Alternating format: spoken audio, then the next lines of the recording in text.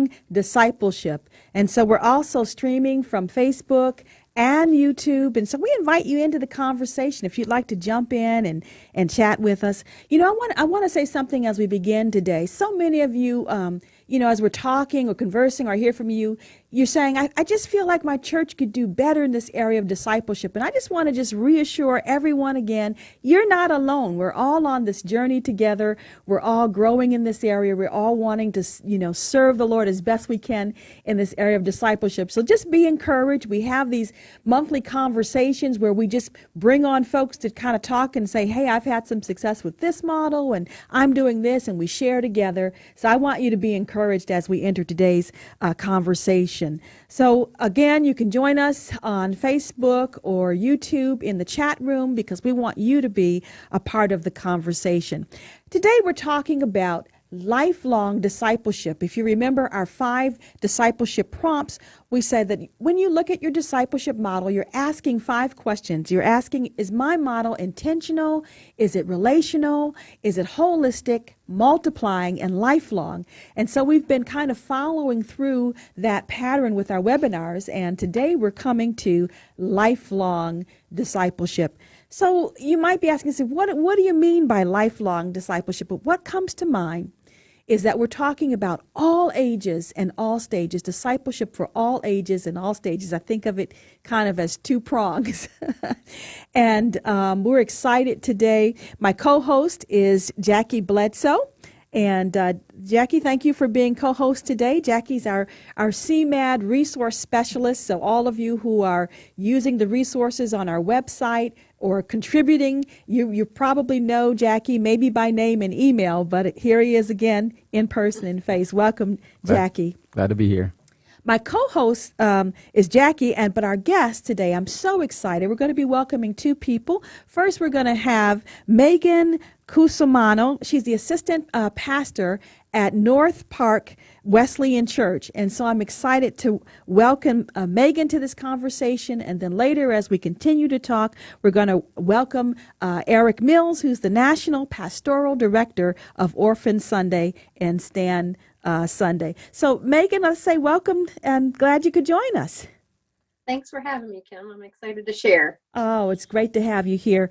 Megan, I asked you to come on because I've heard just some wonderful things that are happening at North Park Wesleyan Church.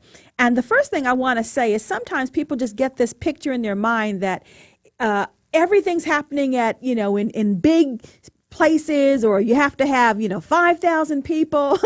But you are coming to us from Cuba, New York. Tell us a little bit about Cuba. So let's dispel a few myths right up front. Cuba, New York is a small rural community in Western New York. Our population is about 1,600 people. But our church generally sees an average of attendance between 180 to 200. And I think it has a lot to do with our church being intentional about discipleship and outreach. And the community is a tight-knit, small community. The nearest city is an hour and a half to 2 hours away. So we're a small town. There are like cows right down the street from the church. We're small.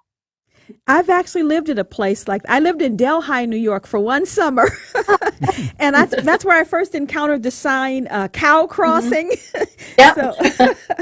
But I said that, in all seriousness, just to point out that great things are happening across the Wesleyan Church, and doesn't matter if you're in a rural community, it could be a smaller community, it could be a larger community. So Megan, I'm so excited to have you here. When I say lifelong discipleship, what comes to your mind when I start talking that language, lifelong discipleship? When you say that, I think of my whole entire church. That is just it. From the nursery to the people who are our shut-ins, that is lifelong discipleship. There isn't any age where you should disciple more or less.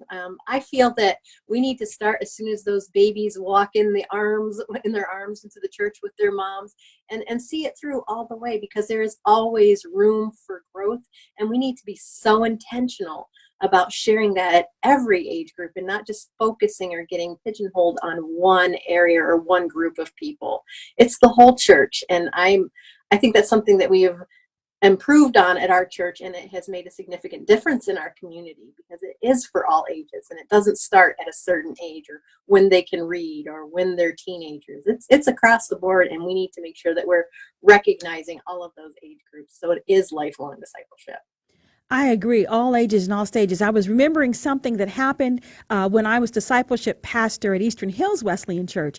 And in one of our grow classes, we had a woman who was 95 years old. Wow.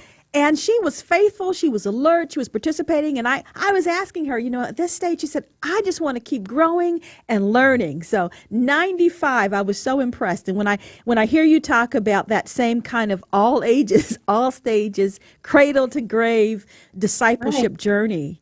So We should discount any age because everyone has the capacity to continue to grow in Christ. So don't discount anyone. absolutely. Well, why don't we start by having you tell us about your role at North Park and tell us about your discipleship model. We're always curious to hear what are the models that are being used. I am the assistant pastor at North Park. I've been on staff here for 10 years. Initially, I was brought on to fill in for our children's ministry youth director who had resigned and gone on to a different position. And what had happened is it looked like the ministries that he was in charge of were going to close, and we really didn't want them because we saw them as valuable ministries. So we started really intentionally focusing on children's ministry. It seemed to be an area where we weren't really invested, and we started investing in that.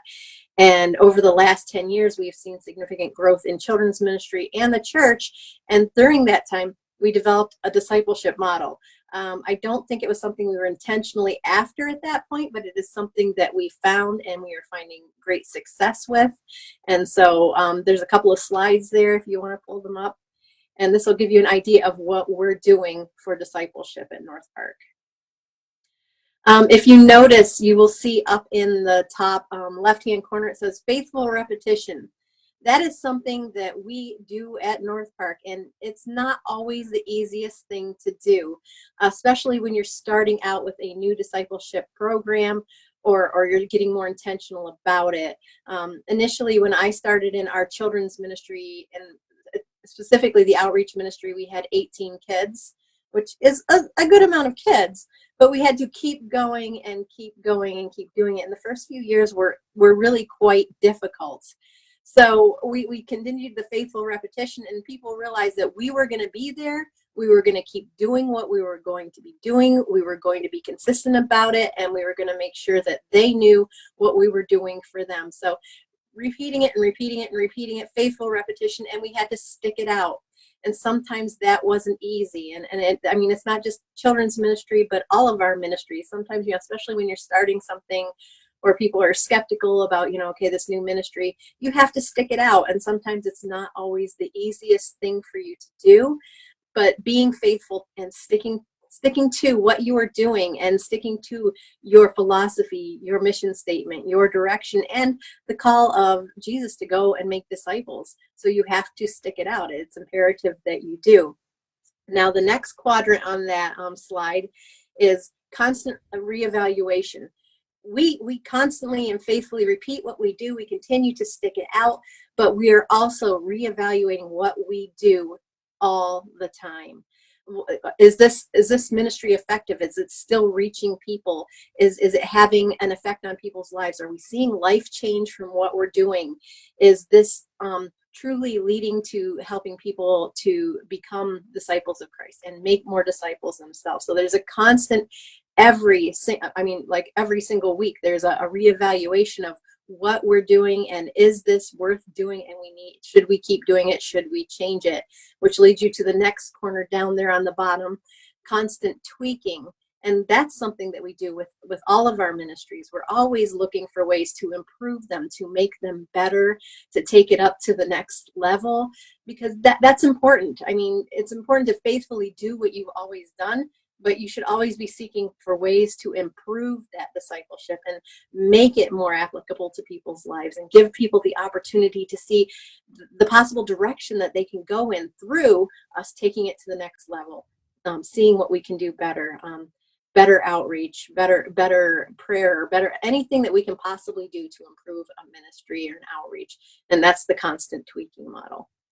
Now, aside from that, we have a second model that is more the whole church, and that's like the three section circle that we have there. Hey, The first one, Megan, yes. before you jump into that, there's something from the first model I just don't want us to gloss over or leave yet. And if you want to put that back up, can you just pause a moment, talk about that sticking it out? Because I think that sometimes it just seems like we feel like, wow, I'm trying something, but is it going to take? Can you talk about what that looked like at North Park? What was the challenge of sticking it out? I think the biggest challenge for me, since I was working with children's ministry, was continuing to try new things and being willing to see things through that seemed daunting and difficult. The first couple of years in children's ministry, they were hard here because we did not have a really consistent, growing, vibrant children's ministry. We just had children's ministry. So for us, that kind of looked like, keep doing it, even if like only 5 kids came, and don't give up hope, because even if 1 kid came, that is the most important thing, because we have that opportunity to share Jesus with them. And I mean, there were obstacles that would come up all the time. Our midweek outreach service, ministry for children, Wild Wednesday, it was, we transport kids from the school to the church for religious education in the middle of the school day once a week. And finding transportation, finding people available, and then issues with safety and transportation, and having to find money, being in a small rural community to run a ministry that was growing, and it went from like 18 kids to 94 kids in the past 10 years. And so sticking it out, and it's like, determining that, okay, we're not going to put a cap on this ministry because we're not going to cap what God's doing. Really working with the volunteers who are taking time out of their day. I mean, there was always something that would show up that we had not anticipated, and sometimes it would make it difficult. And through prayer and support of the church, they helped us stick it out, and they helped us get to the other side of this. And God continued to bless our faithfulness and our willingness to stick things out. And it was difficult from time to time, Yeah. but I think we really saw a turning point around 3 years. So Yeah, I love the model. This model resonates with me all the way through. I am also a youth sports coach. I coach my boys' sports. And so as I think about it, the things that we're teaching them in that, just how to learn and grasp the concept of playing the sports and getting good at it, one of the big ones is faithful repetition. It's like we go up, and my son gets so mad at me when I make him do the same things over and over again. But it's that repetition that gets it in us. So now once it's in us, then it naturally comes out, and we can grow and we can stick it out. I tell him you have to be willing to be bad before you can be good. So that's sticking it out. yeah. It's not 5 people, 1 person. You have to do the same, whether it's 1 or 5 that show up, and continue to grow. So I love that. Can you give us some specific, like, practical examples of that faithful repetition? Like, what do you guys do on a daily basis? Oh, let me see. Oh, there's so many. It's kind of hard to pick which one. The faithful repetition, I think in most of it, there are some outreach ministries that pull off of our midweek ministry to children. And faithful repetition, I mean, as kind of finding out what they like and how we can best reach them for Christ. And then sometimes it's just exhausting. I mean, we're talking children's ministry here. And so it really requires a lot of effort, a lot of man hours, a lot of woman hours, a lot of work. And sometimes it can just be so, I mean, it just totally tires you out. But to realize that God is going to do something great with what we are willing to invest, and to be faithful and trust in Him that He's going to use what we're doing. And as we stick it out, sometimes it doesn't always work. I mean, there have been, ministry things that we've tried that haven't worked, and it might not work the first time, and it'll work better the second time. And there are ministry outreach where we had done like different, like a cookout and things, and campfire cooking, and I mean, some of them were well attended and some of them weren't, and an opportunity to sit around and talk about Jesus and have some food, and some of those things really worked and others didn't. but the ones that seem to have a little bit of motivation at the start, like we have a church sleepover every year, and that's probably the most exhausting, because the kids come in at 6 o'clock at night and go home at 7 o'clock in the morning, and we keep them all night, and it's exhausting. And the first year was a little iffy, and the second year got better, and the next year got even better. And it's one of the biggest attended events that we have during the year. But we have to be faithful about it, and you have to be willing to, have to recover from a week of no sleep, a week with no sleep, but in that we have that opportunity to share Jesus as Lord and Savior, and not in 45 minutes on a Sunday morning or an hour on a Wednesday afternoon. We've got them all evening, so we have the opportunity to really talk about Jesus and what He's done for us. So I mean, those are opportunities that are worth doing, but it takes the faithful repetition. I mean, every year the kids are like, when are we doing the sleepover? And I'm always like, I'm so tired, but I'm going to do it, because it really matters. And is it worth the sleep deprivation? Absolutely, because children come to know Jesus. So we're going to do that, and we're going to keep doing that. So Wonderful. I'm just looking at our chat room. A question has come in, and we want to say, if you're watching, feel free to send your comments and things in. Here's something. I think, Megan, it will mean something to you. I'm not quite sure what it means, but it says talk about test drive. So talk about test drive. And I want to say that a shout out. We have someone who's watching all the way from Delmas, Haiti. So blessings on their their participation also. But what does that mean, test drive? Oh my goodness. Test drive was I'm trying to make this a reasonable length of time. Test drive sprung off of our children's ministry midweek outreach. What we were seeing is that children were coming to Christ in our children's ministry, and then going home and sharing that with their families.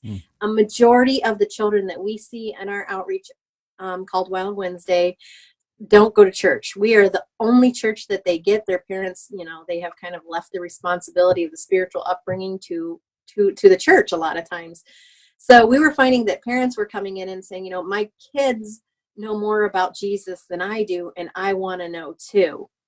And we're not, working with generations of people who had nice grandmas that took them to church, or parents that took them to church. So the kids who were coming out of the children's ministry and going home were knowing so much more than their families. So we thought, let's make an opportunity to step out into the community and give the parents and the people of our community an opportunity to come test drive what it was like to be a Christian, or test drive Jesus, if you will. And so we opened up a midweek service in the coffee house on Main Street, and people can come in, and it's just, I preach that on Wednesday nights, and people come in, and it's just really basics of Christianity, how to study your Bible, how am I supposed to apply this, answering the tough questions that it seems like the Bible's silent on, but I want to live for Christ. And we have had people come to Christ through that ministry. We've had baptisms through that ministry, and it kind of just sprung off the need that we realized through our children's ministry, that there were a lot of adults out there who really wanted to know Jesus and had not had that opportunity yet. We're on a little bit of a hiatus right now from Test Drive, because I had surgery recently, but we're hoping to restart it again very soon. Did you actually call it Test Drive? Was that the? Yeah, okay. Actually called Drive, and it's kind of got like a car motif kind of logo that goes with it. And we had, people that I'd never seen before, and it's a small community, just walk in off the street, and lives have been significantly changed. And it all sprung off of the need we realized from our children's ministry and the parents who wanted to know about Jesus too. Wow. It's amazing how when you go through the children, when you don't neglect the children, you reach them first. They were the person that reached their parents and other people in the community. It started a whole movement, it sounds like, just from reaching some children. Well, it seems to us that it's kind of upside down. Before it was, the parents bringing the children, or the grandparents bringing the children, and now it's backwards. Parents kind of run their lives according to what their children are doing. So the children, they've fallen in love with our outreach program. It's a ton of fun. They get to learn about Jesus, and they get, some really good information, and they go home excited and tell their family, and then their family will start coming to church. So it's really exciting to see that happen. But it's also amazing the number of adults who really are hungry for Jesus and don't know, and their kids are taking them there. I give out more children's Bibles in a year to adults than I do to children, because that's the best way to catch them up on Jesus and help them when they come to church on Sunday, so that at least they have an inkling of what we're talking about until we can work with them and help disciple them as well. Can you talk a little bit? You've mentioned it before. This Wild Wednesday. What happens? What specifically happens at Wild Wednesday? I'd like to know. If I came to a Wild Wednesday, what's going on? It is exactly what the name is so appropriate. It's actually release time religious education. Many states allow for an hour of religious education during the school day, but it has to be off-site. So we transfer kids off from our Cuba Rushford School District to North Park Wesleyan Church for it's supposed to be an hour-long religious education program. It feels like 15 minutes. But we have 2 bus loads that we bring over from the school. It's about a third of our elementary school that we clean out on Wednesday afternoons. So it's like, bye guys, we're taking the kids. And we have a fantastic time. We have a theme song every year. The kids have opportunities to memorize Bible verses. They get a Bible lesson. If they do certain tasks, they're on teams, they can earn points. I do pizza drawings. If somebody gets their name in the drawing for memorizing verses and such, we draw a name once a month, and I deliver a hot pizza to their house, and I get to know their family and get to know where they live and get to learn a little bit more about them and have an opportunity to make more connections with their parents. So it's actually fantastic. And so we have that lesson, and then we have I have 14 leaders who take time off during the day. The kids split off after the big lesson and work in the small groups with my fantastic team of volunteers, and they help draw them to Christ. And then twice during the year, we give the salvation message, and you have a picture of that, actually, a whole bunch of kids holding Bibles. This was from last Christmas. And I think there were 18 salvations I'm not sure, I haven't counted that one. I'm starting to lose track. But these kids are given the salvation message, and we don't mess around about that. That is serious. Each of these kids are interviewed when they accept Christ to make sure that they're not messing around with Jesus, because we don't mess around with Jesus. And they profess faith in Christ, and we make a big deal out of it. They get a birth certificate in Christ, and each kid gets a new Bible. And this is the day the Bibles came, right after Christmas time. And so we were taking a picture of them with their new Bibles. But yeah, Wild Wednesday is crazy. It is absolutely, honestly, it feels like 15 minutes, and it is the best ministry. And truly, it has had a significant effect on our church. We went to 2 services 3 years ago because this ministry is helping to grow our church. So the students who are coming from the schools, they're not all Christian?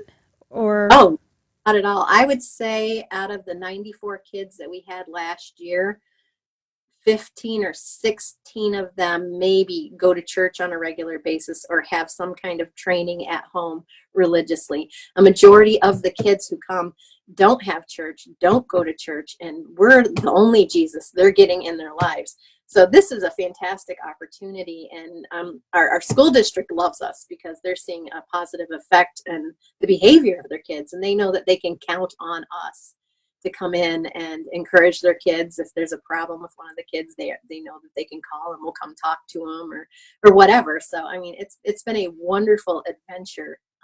Crazy, but yeah, Wild Wednesday is wild. I'm curious, is that rule or law that you can take them out for an hour of religious? Yes, many statewide. States. It's New York statewide. New York State, okay. But there are other states in our union that allow for that. I've heard that all of them do, but I have not researched it completely because I'm busy doing it in New York. But a lot of states have religious release time education. Actually, we originally were calling it that, and it sounded like you were getting out of jail. So we changed it to Wild Wednesday, and it made it way more fun. Wow, that's what an inroad into the community. And I'm just surprised that families or students would sign up who weren't Christian, who would sign up to come to Wild Wednesday, or maybe it's just to get anything to get out of that school. might be something to go with it. Yeah. The kids love it. We make sure that it is enjoyable, and we're having fun while we're learning about Jesus. It's very hands-on. Our church's motto is kind of, we love noise and mess, so we love kids. and we make a lot of noise and we make a lot of mess.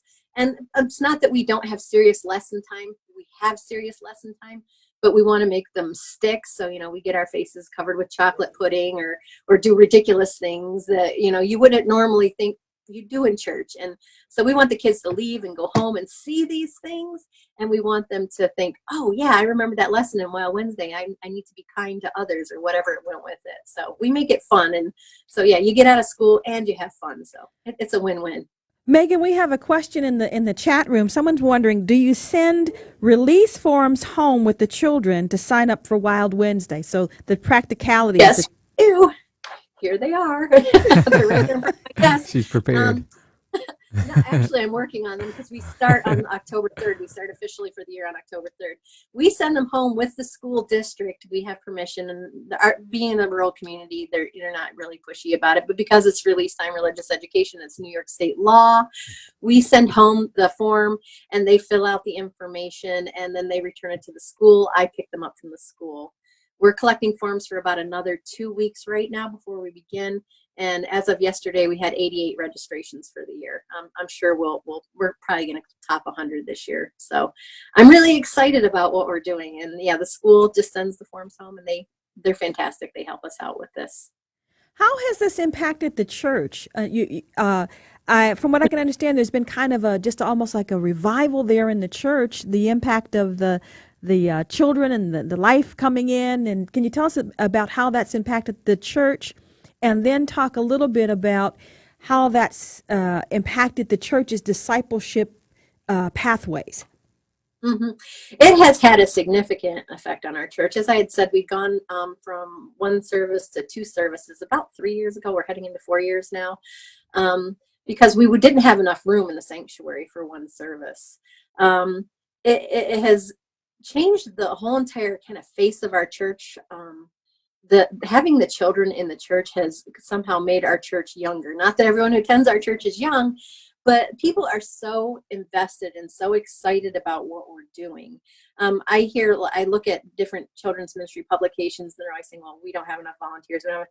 I have too many most of the time, which is absolutely fantastic. I mean, out of like 200 regular attending people, I would say 85 of them are child safety approved to work in our children's ministries from the nursery clear up through high school. And our church loves it. Our church is so excited about what's going on in children's ministry. It's never a problem finding volunteers, because they see what Christ is doing in these children's lives, and it has kind of developed a life of its own, such an underlying current of excitement for what we can do for these kids, what we're doing for their families, and what we're doing in the community. And it has grown our church. It's changed our church. And, I kind of chuckle many, many years ago when I first started, we would play music downstairs because, children's ministry is always in the basement. And sometimes we would have somebody come downstairs, you need to turn your music down, it's too loud. And our senior pastor, John, he's just amazing. He's like, no, turn it up. We don't want to forget that there's kids downstairs in the basement. We want to make sure everyone knows they're there. And nobody tells us to turn it down anymore. So, but it has had a significant, profound effect on our church and our community overall. Well, shout out to Pastor John Ward. I was able to attend a discipleship workshop that he did at the Western New York District Conference and hear a little bit more in depth. And it's just exciting to see what's happening. But I want to just touch back on, you're talking about having enough volunteers for children and youth ministry. That is rare. Really, that's rare. I think folks would want to know, how did you present? How did you motivate? How did you come to this point? What did you do that you wound up with more than enough volunteers? I was excited. And so that's initially the first 3 years, it was my excitement for what we were doing. And then once they started seeing change and what God was doing and how he was changing lives and making a difference, then it just kind of took off on its own, because they realized that what they were doing and what they were volunteering for was valuable and important and something that they wanted to be a part of. They wanted to be a part of what God was doing at North Park. And so, I mean, it's never an issue of it. Sometimes, like, I have people, it's like, what can I do? And I'm like, go fold those papers. I mean, because they all want to help, because because they're so excited. I mean, they're thrilled when we post our picture, because usually like the picture of the children with the Bibles, we post those online on our Facebook page, and everyone is so excited to see what's happening. And our midweek outreach, I mean, we have a very big presence online with that, and everyone kind of keeps track of the team scores for Wild Wednesday or what's coming up, and they're just excited because they see what God can do if we're willing to show up. And they're willing to show up, and God is doing amazing things. So How Go ahead. I was going to say, what would you say to a church who hears the success that you're having with, getting volunteers, reaching the kids who are now reaching the families? How can they model what you guys are doing? Big church, small church, medium size, any size church. What are some key points that you say you have to do these to lay this foundation? honestly, this is something that I'm truly passionate about. I think any church can do this.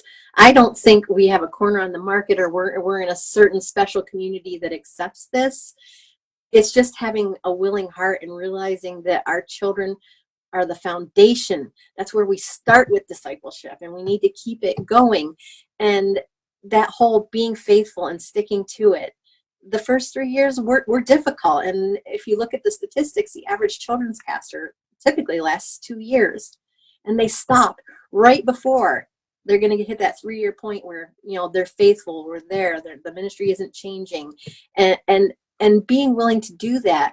And I think it weighs very heavily on like the children's director or children's pastor to build that excitement. And sometimes in children's ministry, it's hard to build excitement because it's not always easy, and it is a lot of noise, and it is a lot of mess. But being faithful and realizing the importance of the job that Jesus has before us to help these kids know him, and being excited. I sometimes I get overwhelmed with all of the things we're doing in children's ministry. But the other day, I'm walking out of the school after I picked up our registration forms for Wild Wednesday, and I'm like, God, I get to do this. We get to do this. We are given this fantastic opportunity to help people change their whole eternity. We get to do this. And so in those first 3 years, those hard years, those startup years where you're building your reputation in the community, and you're trying to reach out into your community, and you're trying to help people see that you truly, honestly care for them, that's hard. But once you turn that corner, then the momentum gets a little bit easier. You're not having to do as many face-to-face, will you please come help us, or would you try children's ministry for a month, and if it's not something that you feel comfortable with, let's find you something else that you're more comfortable with in the church. And so, I mean, initially it was difficult, but my motivation, my direction was always ask in person. But once we had the motivation going, and they were seeing the success in the children's ministry, then it just kind of took off on its own. But you have to be willing to do that, faithful, follow that discipleship model so that it will happen.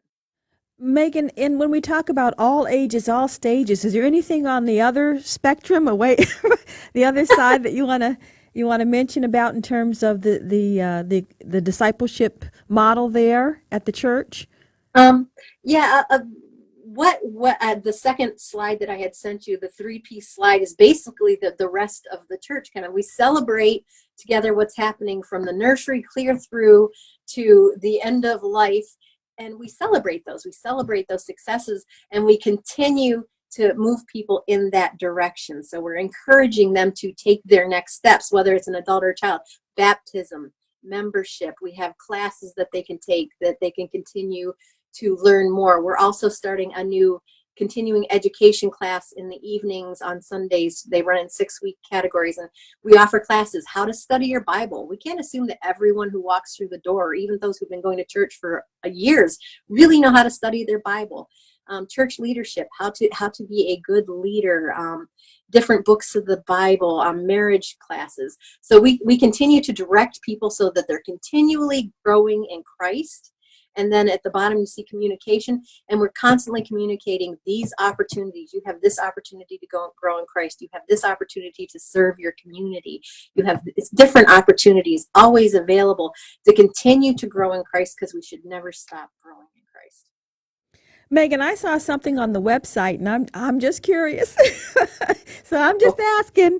Yeah. It was a summer attendance challenge. Now we all know, particularly if you live in Western New York, we only have a couple short weeks of summer and Get out of of here. good weather, and people just use that time to just kind of disappear from church, and we all, kind of come to expect that dip, that summer attendance dip in Western New York. What was the summer attendance challenge? What happened? How did it turn out?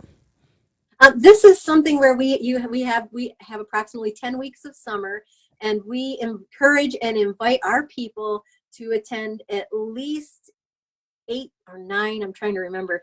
We just gave the award away. Sundays every summer. So that you don't take a vacation from God. You still need to go to church, and you don't have to go to church at North Park. If you're traveling somewhere, go to church somewhere. Bring us back a bulletin. Put your name on it so we know you went to church. And so then we have a drawing at the end of the summer. And every year we give away something different for the person who was steadfast and following through and seeing Jesus all summer long. And we've given away amusement park tickets. We've given away an iPad. This year it was a gift certificate to our local grocery store that went to a single dad with 2 kids. Fantastic. Couldn't have asked for a better winner. But so we encourage people, okay, this, don't take a break from Jesus, and so it's kind of an interesting way of improving attendance. But in all honesty, we saw a 20% increase in our church attendance through this summer attendance challenge. We haven't really witnessed any significant growth since we started it, but that 20% is still there. And so we continue to do it, and it's kind of fun, and everyone, it's like, you were in church, so it's really kind of a neat thing that we do, and it encourages people to stick with God throughout the summer. Don't take a vacation from God. I'm hearing in your comments, as I'm thinking through our discipleship prompts of being intentional and relational, holistic, multiplying, and lifelong, I'm hearing just threads that are woven into what's happening there at North Park. And one thread, when we talk about holistic discipleship, that it goes outside the walls of the church, that we extend, what it looks like to love Jesus. Is there anything in the community, or anything that connections that you can tell us about that you have there at North Park?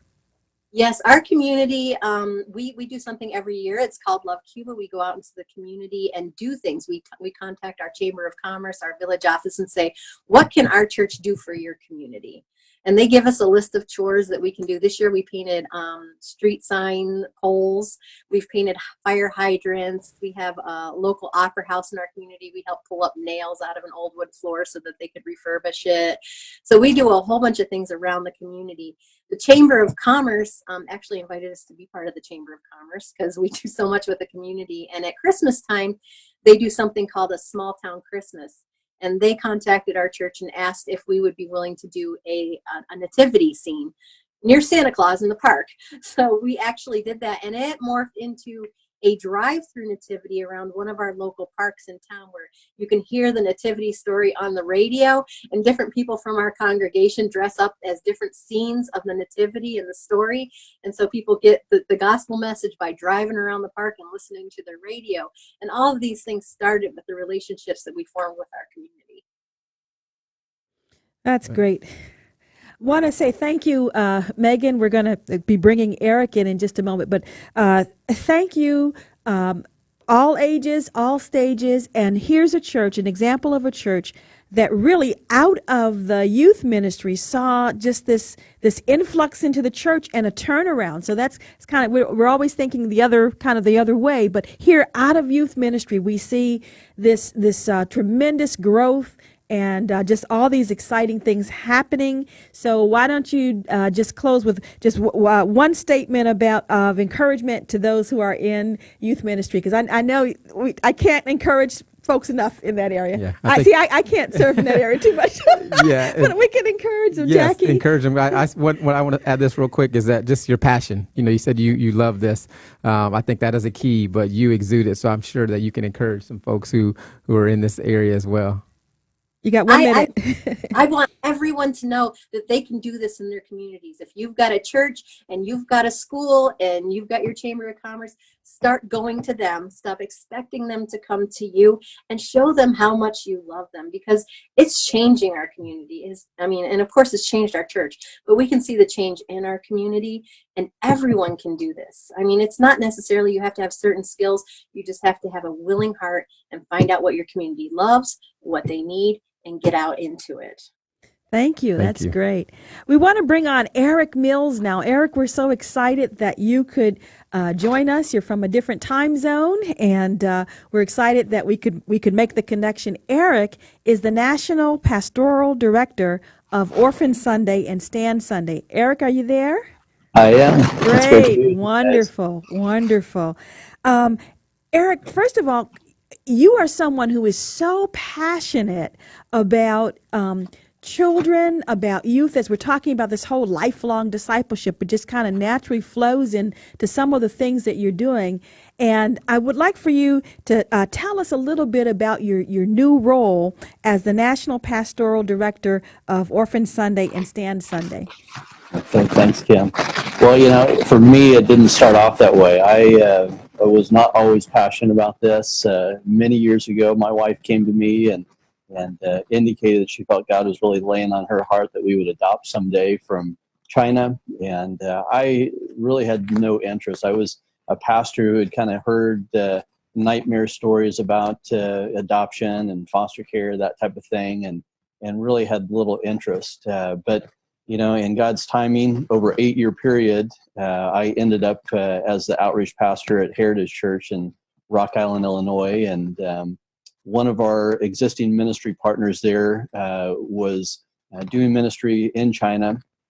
I took one of our mission teams over there and ultimately ended up meeting our daughter, who we would end up adopting. And really through that whole experience and my role as an outreach pastor, God just was really challenging me. And when I think about discipleship and I think about growing in our faith and our journey and becoming more like Christ and what he is passionate about and what he is challenging us to be passionate about, that's really what led to it. And so ultimately, I just, as the outreach pastor, became interested in trying to present Orphan Sunday, and ultimately, even when I was still on staff there, became an Orphan Sunday coordinator. And so I have served as a Orphan Sunday coordinator for almost 7 years, but just this past April, joined the Orphan Sunday leadership team as the National Pastoral Director for Orphan Sunday and Stand Sunday. So it's something that I have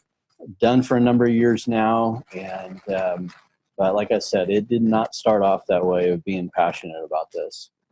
Well, Eric, I want to ask you. I want us to back up a little bit. Some folks might be saying, "What is Orphan Sunday? Yeah. What is Orphan Sunday? What is Stand Sunday?" Can you tell us a little bit about that? You bet. Just a little background about Orphan Sunday. It actually started in Zambia, and there was a pastor there in Zambia that was just doing a weekly sermon, and at the end of the sermon, basically challenged his people to give to the orphans in their community. And it just so happened that there was an American pastor who was visiting that weekend, saw the expression of what this pastor was calling his congregation to do, and saw just the sacrificial giving that they were doing to give. There's one story of a grandmother, a widow, that literally brought a head of cabbage up to the altar, and that was her way of saying, I'm going to help these kids. And so from that experience, Pastor Billy Chondwe in Zambia and Pastor Gary Schneider, who was there visiting that day, he came back to the U.S. and just started challenging his church. We've got orphans here in the U.S., known as foster kids or vulnerable children, as well as orphans all over the world, and began to really challenge the churches that he was a part of in Virginia. And so this happened in 2003, and over the last 15 years, we have seen a steady growth. That we've had about 5,000 churches participate here in the U.S. And last year, we had 85 countries around the world that participated in Orphan Sunday. And so it's a way for really a church to, one, just bring awareness to their congregation, really about the biblical mandate to care for orphans and widows in their distress. And so Orphan Sunday, it would be more of a broader, global orphan care, adoption, foster care. It really encompasses all of it. Some churches are not comfortable with that language of Orphan Sunday, and so Stand Sunday was created to have a little bit more of a focus specifically on the U.S. foster care system. And so we're just a few years into that, but it's a way for really churches to get engaged and bring awareness to the foster care and orphan care crisis that we see not only here in the U.S. but around the world. Can you, we just have a question for you coming in, Eric, from the chat room. They're asking, when is Orphan Sunday this year? And tell us a little bit about when it is. And also, I want you to talk a little bit about how you're part of a larger organization, Christian Alliance for Orphans, CAFO. Yeah. And so can you talk a little bit about that? And then tell us a little bit about what happens on Orphan Sunday. And I think you even have resources. So I want you to just share a little bit more about that. You bet. This year, Orphan Sunday is scheduled for November 11th. It's always the second Sunday in November. But if a church is not able to do it on that specific Sunday, we kind of encourage churches to either do it within a 30-day time frame, either before or after that date. And so it's a way, again, for churches to participate and bring an awareness. There's a broad spectrum of what happens with churches on Orphan Sunday. I look back on when we first did our first Orphan Sunday at Heritage Church, we simply showed the Orphan Sunday video that what we provided a link for and prayed for orphans. That's all we did. And then each preceding year, we continued to add elements to our services to where by the end of the time that I was still at Heritage, we were giving full service to orphans, Orphan Sunday. And so, same thing, our music, we did videos, we highlighted families who were either doing foster care or adoption. The thing that I really would like to highlight in regards to that was so surprising to me as a pastor was, I had already been at the church for a number of years, interacted with people, were friends with some of these people, and it wasn't until we did our very first Orphan Sunday that people started coming up to me and saying, like, man, my parents were foster parents when I was a kid, or I was adopted, or we've always wanted to adopt. And so it really just gave a platform for people to be able to express their experience and connection with either foster care or adoption. And so it was really, it was shocking to me, honestly. And so it really provides a great way for people to open up and share their experiences of something that is not often talked about real widespread. So Orphan Sunday really brings that about, I think, in the church. As we're talking to you and using this wonderful technology where we can see each other, I can't help but look at the pictures of the kids on the wall behind you. I don't know if those are kids that you have a direct relationship or know their story, but tell us about some of the stories of some of the orphans that have been impacted by your organization and Orphan Sunday. Well, I can specifically share about my personal experience. I think, just like I said, through our own adoption journey, we brought our daughter Hope home from China. And that experience and just my role as an outreach pastor traveling around the world, I think the thing that I really recognized as I began to become more passionate about kind of the whole orphan care movement was that when you travel other places around the world, orphans and vulnerable children are very much more just in your face. You see them, they're out on the streets. Here in the U.S., it's a little bit more covered up. The foster care system, protects kids, rightly so. But you don't often know that these kids are in your community. And I always say to churches, I guarantee that there are kids in foster care that are a stone's throw away from your church. And so for us, besides my role with Orphan Sunday, I also lead a organization called Faces with Names. And so here on my wall, I have these pictures with these kids' names that just as a constant reminder that these kids are loved by God.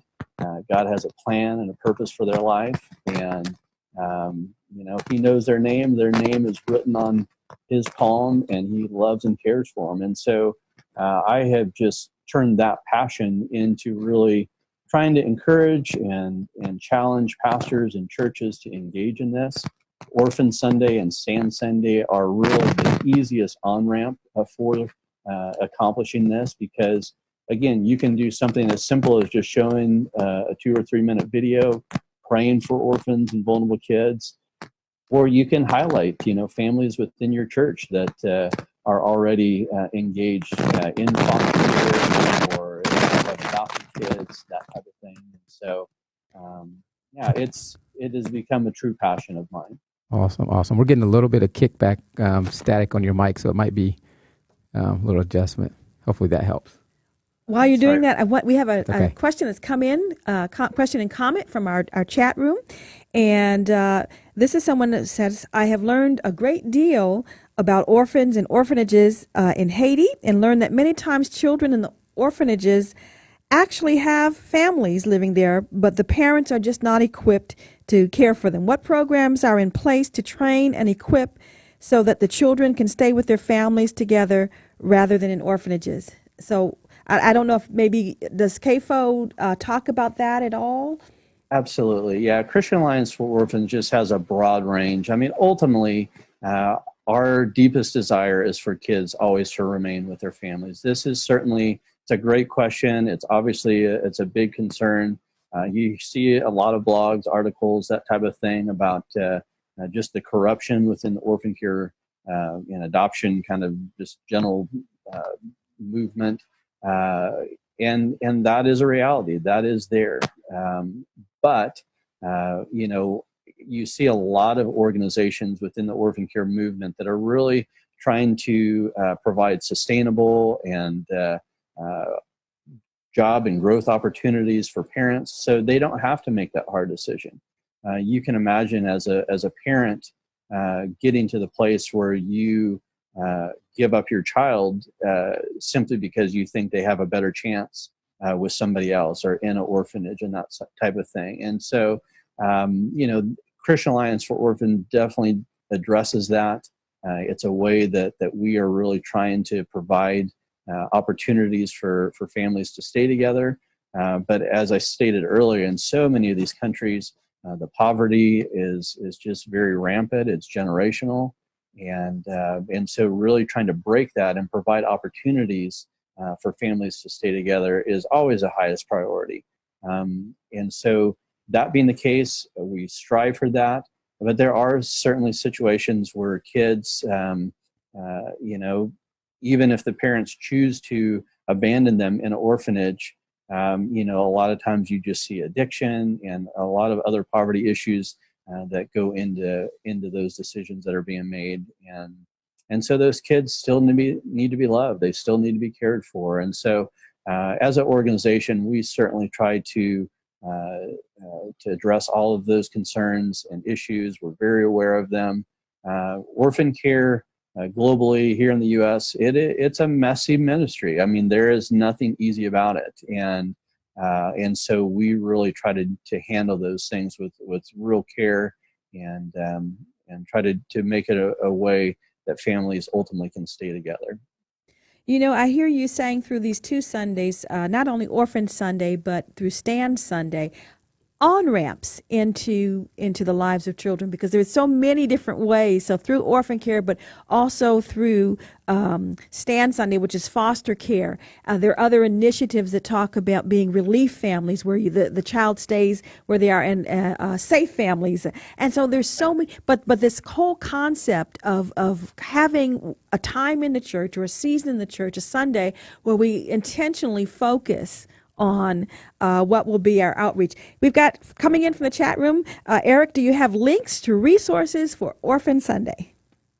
Yes, I think we're going to put those links on there. We've got some great new resources our team's put together this year. We have a digital toolkit, not only for Orphan Sunday, but also for Stand Sunday. And if you go to basically orphansunday.com, it'll take you right there. You'll see in the links or on the top of the page there where you can click on for the toolkits. It is a very comprehensive toolkit for both Orphan Sunday and Stand Sunday. My email address also is just mills@kfod.org, and you're welcome to reach out to me if you have specific questions. We are here as a team to really provide ways for churches to engage in this and help them in their journey, whether they've done Orphan Sunday a ton of times or if this is something they're first considering participating this year.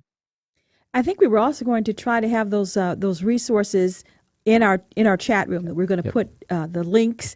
Certainly, if you want to connect with Eric and talk more about Orphan Sunday or Stand Sunday, there's a story, and I don't, Eric, you will know the story I'm trying to tell of this community that was, I don't know if it was Bishop Brown or someone, but they asked the question, what would it look like if we had more foster families than foster children, if the church just, opened its heart and they achieved that goal. So I think there might even in some of the resources that story is told. But as I said, there's so many different ramps. This is one ramp is through Orphan Sunday and Stand Sunday, but the whole concept of us being available as a church and letting our hearts be there for children in all ages, in all stages, and yes.